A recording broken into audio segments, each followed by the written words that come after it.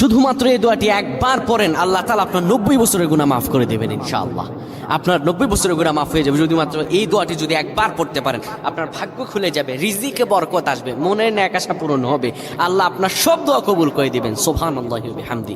এত ফজিলত, এই দোয়াটা আপনারা শেয়ার করে দিবেন। এই যুবকেরা, আমল না করেও সওয়াব পাবা। তোমার একটি শেয়ারে, একটা বাটনে প্রেস করে তুমি সওয়াব পেয়ে যাবা। কারণ তুমি আমল না করো, অন্য কেউ যদি তোমার শেয়ারের বদৌলতে আমল করে, সওয়াব তুমি পেয়ে যাবা। নবীজির হাদিস।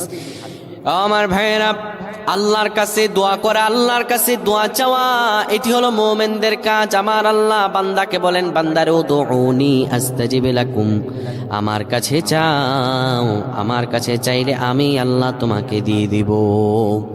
কেউ যদি একবারে দোয়াটি পড়তে পারে, দোয়াটি হলো রব্বি ইন্নী যালামতু নাফসি ফাগফিরলি।